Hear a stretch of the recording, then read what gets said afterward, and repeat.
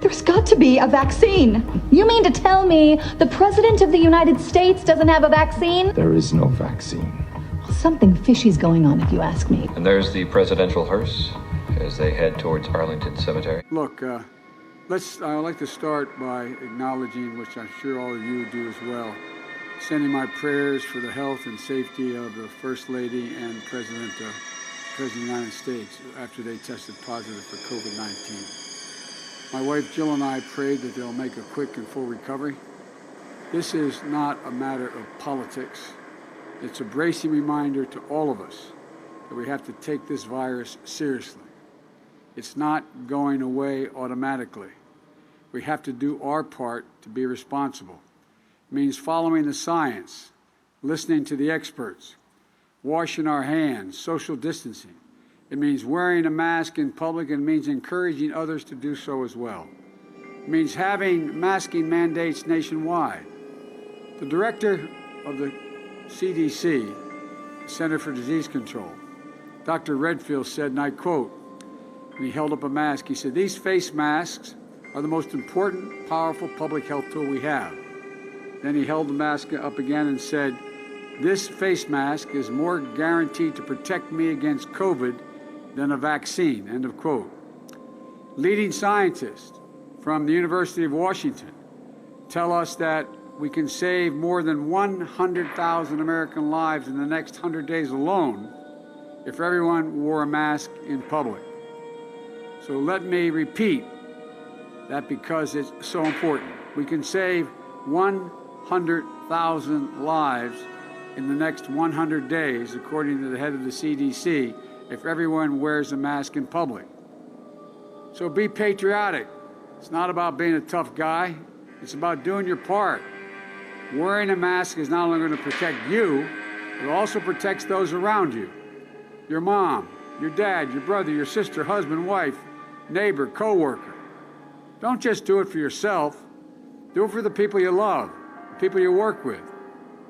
The seriousness of this virus also underscores that we need regular testing with results turned around rapidly and that's available to everyone. It's not just the folks in the White House or who travel with me that deserve regular testing. It's folks in the meatpacking and food processing plants, grocery store workers. Every single American deserves safety and peace of mind. And it means we need transparency. Those who test positive need to participate in contact tracing so that everyone who they may have exposed can get tested themselves. That's how you stop transmission for any epidemic. It's basic. We need to take the science of fighting this disease seriously if we're going to save lives. And above all, the news is a reminder that we as a nation need to do better in dealing with this pandemic. Taking these steps is how we'll protect ourselves. And just as important is how we will protect one another. I hope that all those who are fighting this virus, including the First Family, and so many Americans today, recover and recover soon. My prayers are with the families of the more than 207,000 Americans who've died from this virus. Many of them got up this morning, the breakfast table with an empty chair of someone they lost and they loved. We understand. And there's more than 7 million Americans who are now infected, have been infected. That includes folks here in Grand Rapids and all across Michigan. Chief of Staff Mark Meadows was accompanying the president. First Lady Melania Trump was not. That is understandable given that she has coronavirus. Obviously, they want to keep her isolated here at the White House.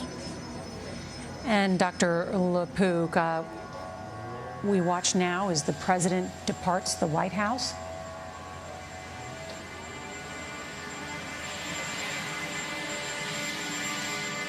A walk that no doubt the president did not want to take as part of his presidency. I can't recall a time we've seen the president wearing a mask while departing the residence onto Marine One. You can see his military aide carrying what is called the football. the nuclear codes accompanying the President of the United States, as well as other members of the White House staff, all wearing masks. The President's detail accompanying him, and also putting their own health at risk, we should note, because of the deadly nature and infectious nature of coronavirus. As Ben noted, the First Lady of the United States is not accompanying the President at this hour. Our understanding is that she is remaining at the White House. The First Lady of the United States is 50 years old. The President of the United States, 74 years old. There is increasing concern for older Americans when you contract the coronavirus. It is a cruel infection, and certainly for older Americans it does. It just infects them differently. It is the nature of the virus. Even for healthy 70-year-olds, it can be a very cruel disease. And I'll ask Dr. LaPook to just, as you've known many healthy 70-year-olds who contracted the coronavirus and got very, very sick. And who have died, unfortunately. And it was one of the crushingly disappointing things about treating all the patients at NYU Langone at the beginning of this crisis in April, that so many of the people got sick so quickly, and they died despite our best efforts. Fortunately, our treatment has gotten better. It's not perfect, of course. It's gotten better. And we do know what to look for in terms of people going south, as we say, and starting to deteriorate. So again, I loved how he walked. I loved the little taps that he did at the end on the banister there, on the guardrail. It showed a little bit of pizzazz in him. But I suspect that inside of him, without projecting too much, there's a true understanding of the seriousness of the moment, and you're just hoping that things turn out okay.